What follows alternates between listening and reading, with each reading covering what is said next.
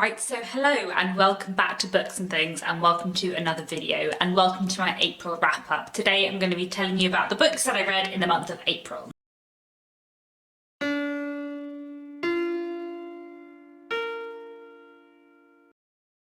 So I had a really good reading month in April. I somehow managed to read 25 books, which is possibly the most I've ever read in a month. Possibly, it's quite a lot. 10 of those were, however, for work, so that's one of the reasons why I read so much this month, which means I have 15 books to talk to you about today. So let me start, as usual, with the classics. I read 2 Victorian books this month, one of which was Agnes Grey by Anne Bronte, which I reread as part of Marissa from Blatantly Bookish's Bronte project, which I'm participating in this year, rereading the Bronte books in 2021. I really enjoyed Agnes Grey. I actually enjoyed it much more than I have previously, which was interesting. I listened to this on audiobook, the audiobook narrated by Amelia Fox, which is really good and I'd highly recommend. And I just really enjoyed it. I have read Agnes Grey twice before, once when I was a teenager and once probably about 4 years ago, I would say, but I haven't read it for quite a while and I definitely enjoyed this reading experience more. So Agnes Grey is a novel about a governess. Agnes is the daughter of a clergyman, and at the beginning of the novel, as her kind of family finances are struggling, she decides to go out as a governess, get work from a family teaching children, and we're basically following her life as a governess, working for 2 different families, the first one of whom she has a very difficult life with. The children are very cruel and the parents don't respect her, and then we follow her into her second position where things are slightly different, and there's also a bit of a romantic plot line going throughout it as well. Previously, I have always thought that Agnes Grey was the most boring of the Bronte's books. It's always been my second least favourite, with The Professor being my least favourite, and I've always thought that it was just a bit quiet and not dull. Like, I've always enjoyed it, but I've always thought it was just less special than other Bronte books. And I still sort of feel like it's never going to live up to Jane Eyre or Wuthering Heights for me. Like, I feel like it is a quieter story, but actually I really enjoyed it this time more than I had previously, and I actually found like all the details of Agnes's working life really satisfying. There's something kind of like deceptively quiet and subtle about Agnes Grey, where it's one of those books that you almost need to like read multiple times before you like fully get to the heart of it and get to all the like complicated, interesting things that are being done here. I think like right now I feel about Agnes Grey how I felt about like all of Jane Austen's work as a university student, where like I'd read Jane Austen as a teenager and quite enjoyed her books, but were always like, well, they're just not as interesting as Dickens. And then the more you read them, the more you're like, oh, actually there's a lot going on under the surface here. And I feel like kind of that's the case with Agnes Grey, and I've always sort of written it off as being a less interesting Bronte book, but actually lots of interesting stuff under the surface. Yeah, really good read. So I highly recommend Agnes Grey, and if it's one that you read many years ago and you sort of wrote off, it might be worth a reread. It was a really enjoyable read. Then a rather later Victorian book. This month I also read The Story of a Modern Woman by Ella Hepworth Dixon. This is a Victorian novel from the 1890s about a young woman and what happens to her after her father's death. She, for many years, has kind of worked assisting her father, who was a professor, and after his death, she needs to find a way to support herself and her younger brother. So she originally tries to become an artist, and when the kind of artist career she was planning for herself doesn't work, she decides instead to train as a journalist. And we're following her in her kind of writing career, as well as her relationship with a man called Vincent, who espouses a lot of very progressive views, but isn't necessarily as progressive as he says he is. He's quite an interesting character, but I didn't like him at all. But I liked Mary, the main character, very much, and she was a very interesting figure to follow. It's a really interesting novel because it is in many ways about the kind of like new woman movement at the end of the 19th century. Mary is a woman who is working to earn her living, and she likes work, and she finds her work very like invigorating in some ways, and I really liked the way that work was explored in this novel, especially at the very end of the book. But at the same time, I was sort of expecting this book to be more proto-feminist than it was, and I feel like the book is quite down on what the position of women in Victorian society used to be, but it's also quite down on the kind of the very difficult life that working women do have at this point in time, because of the limitations that are still there. And there are lots of points where, like, Mary goes to see a doctor and the doctor's like, you're working far too hard, your poor little fragile female body can't sustain you. And it's quite difficult to know where the author stands, like if the author is like mocking the doctors for that, or like is the novel kind of criticising women working. Basically, like, I started reading this book, like, underlining lots of stuff on my Kindle thinking I'm gonna make a feminist Victorians video about this book, and at the end I was like, I don't know if I'm certain enough what this book is saying to make a video on it entirely. It's one of those books actually that is very short, says a lot, and I'm not always sure completely what it's saying, and I feel like at some point I'll go back and reread it. There were moments that I found really like powerful and that I thought did feel very, you know, pro-feminist, and certainly the kind of hypocrisy of men at this point in time kind of saying they're very progressive when actually they are both kind of simultaneously saying, yes, let women work, and also being incredibly patronising. Like Vincent is constantly kind of praising Mary for her intelligence, but also calling her my little girl all the time. And I feel like that is very purposeful and is, you know, a criticism of Victorian gender politics, but also there were other times where I was like, I don't fully know what's being said here. It's a very interesting novel. I feel like it's one that I'll reread in 2 years' time and have a clearer idea of what it was saying. Basically, I feel like The Story of a Modern Woman was a very thought-provoking read, but I haven't quite got my thoughts in order about it yet. But it was an interesting Victorian novel and very short, so I would recommend it as an interesting one to read. Next, into some 20th century classics, I have The Good Soldier by Ford Madox Ford. I read this in a day of reading I did at the beginning of April that I have a reading vlog for, which I'll link down below, so I won't say too much about it here. But this is a novel from 1915, basically about the relationship between a married couple, but it's not told from their perspective, it's told from the perspective of another man from the outside, a man whose wife was having an affair with the husband of the first marriage. But it's also told in quite an interesting narrative style where nothing is linear, nothing is chronological, everything is kind of unreliable and as the memories come to our narrator, which is something that I really enjoyed. I felt like the narrative unreliability and the narrative structure here was fascinating and worked really well, and also like could have been really confusing but somehow wasn't, which I really enjoyed. It's also a very interesting kind of exploration of marriage and very complicated relationships and very complicated characters. So this was a really interesting read, definitely one that I would recommend. And yeah, I'm looking forward to reading more by Ford Madox Ford in the future. I also read The Waiting Years by Fumiko Enji. This is a Japanese classic from the 1950s and one that I really, really enjoyed. This is an incredibly interesting and engaging novel, and it tells the story of a family basically, and what happens when the husband in this family decides to take on concubines, and it's about the wife and her relationship with her husband, her relationship with these new women in her household, how she feels towards them, and then also as the novel goes on it's about the young women who are brought into this house as well, and it's all about the kind of complicated gender and family politics of this family through time. The characterization in here is really, really good and it's a very strong read, so I'd highly recommend this, and it's definitely a Japanese classic I really liked.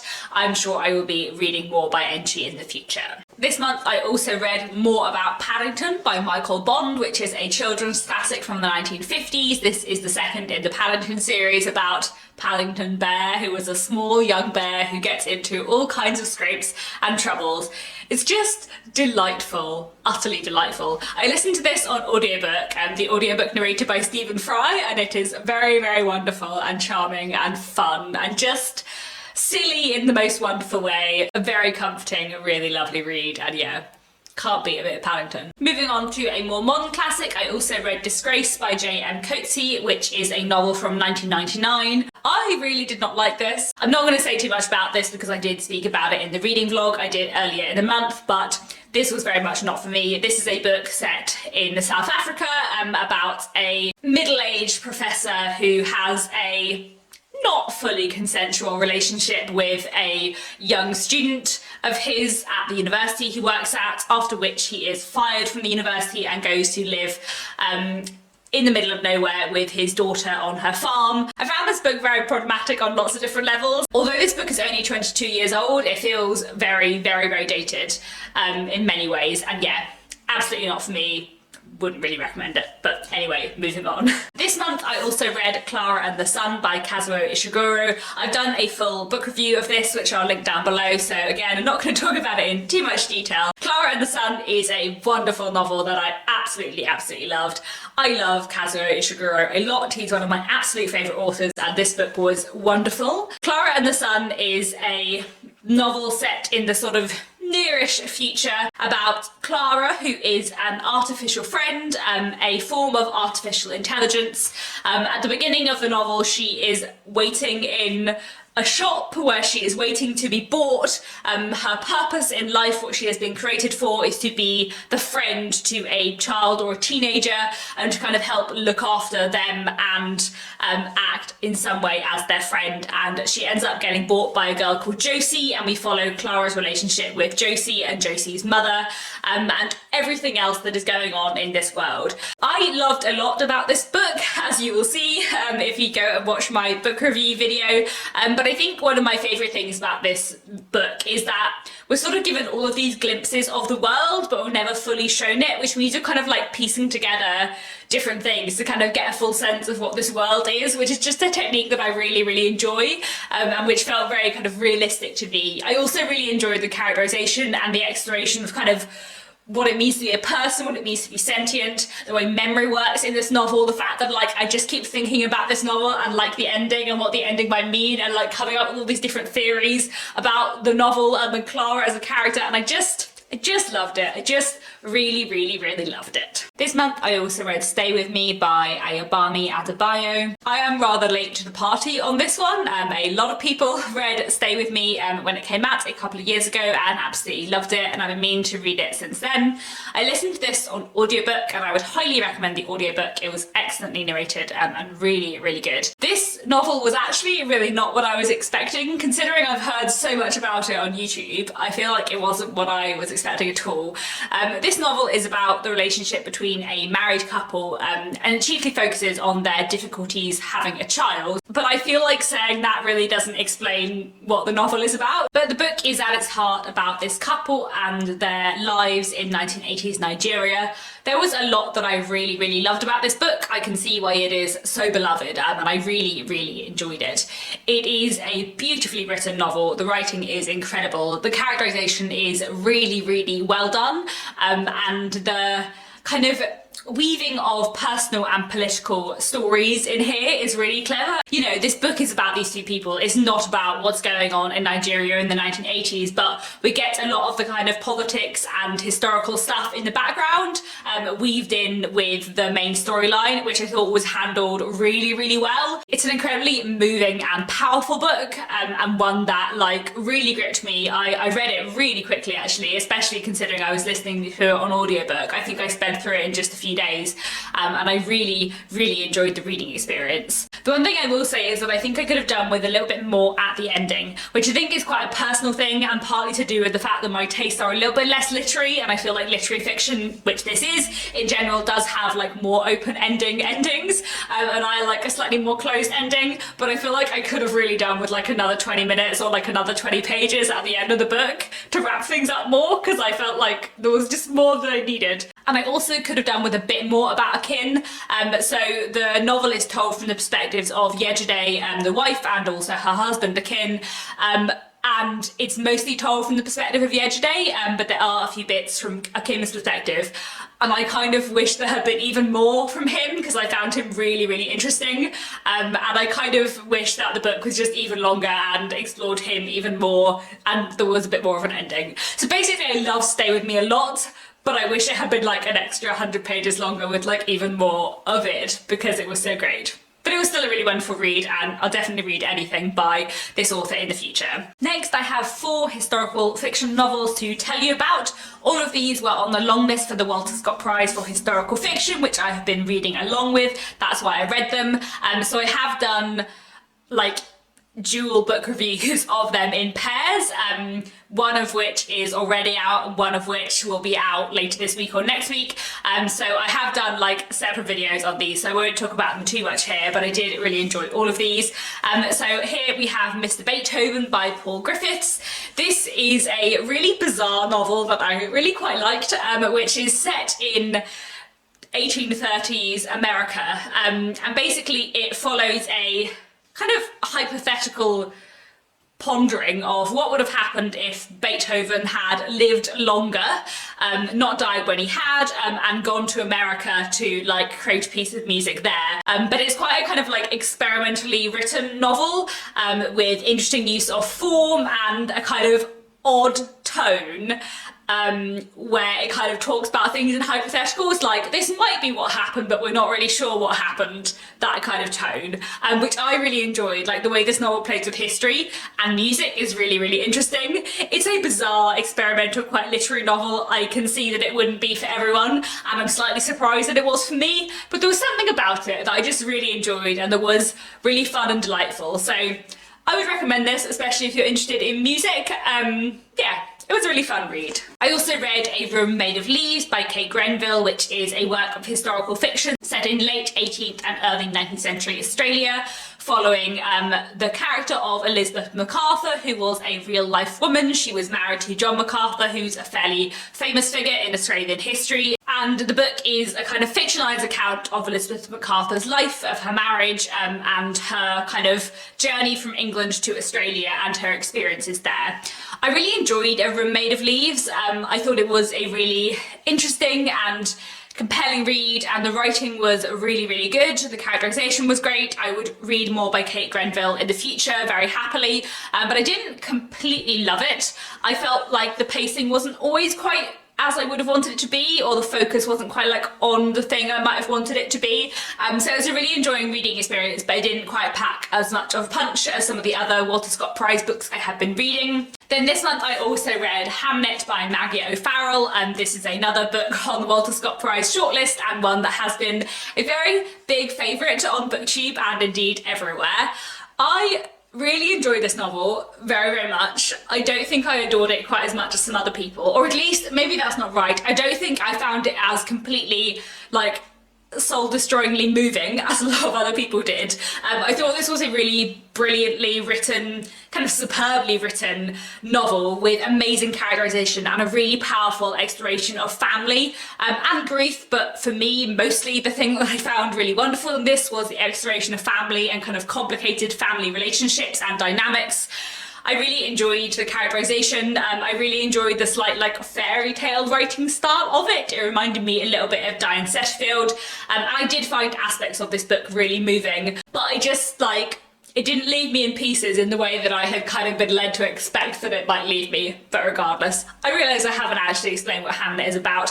Hamlet, if you haven't heard it by now all over the internet and everywhere, Hamlet is about William Shakespeare and his family, more specifically not about William Shakespeare but about his wife, often known as Anne Hathaway, but there is a theory that her name might have been Agnes. She's known as Agnes in this book, and about their three children, Susanna, Hamlet and Judith. We know from history and from the very first page of this book that Hamlet died at the age of 11, and this novel is about the kind of lead up to his death, and the early years of Agnes and William's marriage, and about the kind of reaction and fallout from Hamlet's death.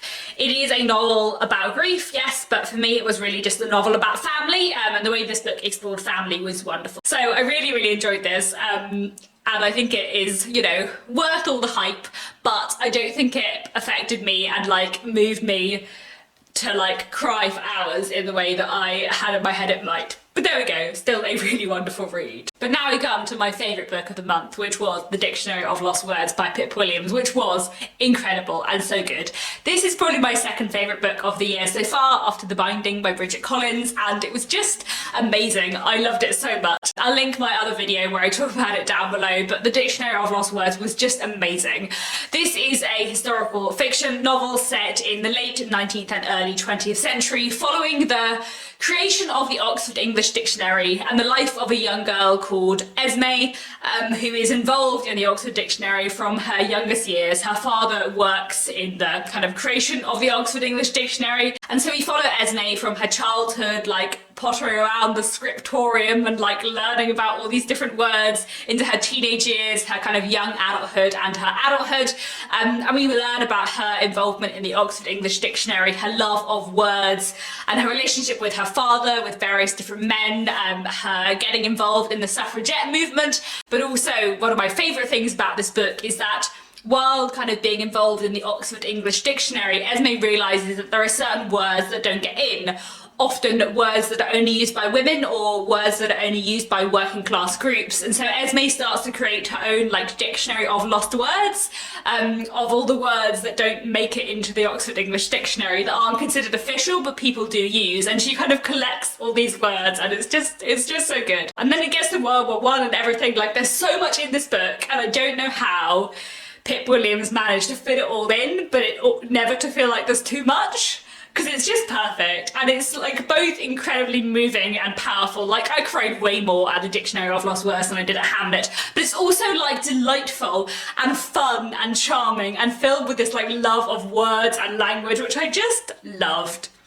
That's all I'm going to say for now, because I've ranted on about it in another video, but yeah, it was so good. So good. So good. I also read in April a commercial women's fiction novel, A Random Act of Kindness by Sophie Jenkins. This is a story about a young woman who, after she loses her job as a personal shopper, goes to open her own stall in Camden Market selling vintage clothes, and through a random act of kindness where she picks up the purse of a woman who's dropped it in the street, she ends up starting this friendship with a woman who is really interested in fashion, and they kind of form this friendship which helps her with her vintage business, and it's about her kind of finding her place in the world, finding a way to kind of start her own business and properly make a go of her own business, as well as her friendship with this other woman. I really enjoyed this novel. I think I probably would have liked it even more if I had been interested in fashion. In a way, I was kind of interested in the hook of that like random act of kindness and all the consequences of it, but I'm not actually terribly interested in fashion, and quite a lot of the book was about fashion. I feel like this novel is probably pitched a little bit more as someone who's very into clothes, but it was still a very enjoyable read, so one I would recommend, especially if you're into fashion. Then this month I also read The Family Upstairs by Lisa Jules, which is a bit of a kind of domestic thriller and a novel that I really enjoyed. This was another one I listened to on audiobook. The Family Upstairs tells a story of Libby, who at the age of 25 is told that she has inherited a massive house from her birth parents. She was adopted very young. She doesn't know very much about her biological family at all, but she learns at the age of 25 that she has inherited a massive house and that her biological family's history is very complicated. When Libby was found as a baby, there were 3 adults' bodies downstairs who seemed to have committed suicide in a suicide pact. There were teenagers who were supposed to be living in the house who were all missing, and no one really knows what happened. And of course, Libby decides that she wants to try and find out what happened. And meanwhile, we're also following 2 other characters who may have more information to shed about what happened at this house all these years ago, and whether or not there was like a cult or just a really messy, complicated family dynamic. I really enjoyed this one. It's my first Lisa Jewell, and I'm really excited to read more by her in the future, because I think she writes the kind of intersection between commercial women's fiction and thriller / crime, which I really enjoy. That sort of Leanne Moriarty space that is really great fun and just my kind of thing. This was a really engaging, gripping, intriguing read that I really liked. So this was a really good read, one I would highly recommend, and yeah, very excited to read more by Lisa Jewell in the future. Finally, I read a non-fiction book in April as well, Thinking About It Only Makes It Worse by David Mitchell. David Mitchell, if you don't know, is a British comedian, and this is a collection of his columns for The Observer or The Guardian. I always forget which one. I read another collection of his columns a month or two ago, which I really enjoyed too, so I listened to this one on audiobook as well. I really enjoy David Mitchell. I find him a very funny comedian, and I quite like that in his columns he basically just spends lots of time complaining about things, and sometimes it's just nice to hear people complaining about things. So enjoyed that as well. Very good read, not too much to say about it. So there we go, those are 15 books that I read in April. Please let me know down in the comments if you've read any of these books, what you thought of them. I'd be really interested to know. That's all for now. Thank you very much for watching, and I'll be back very soon with another bookish video.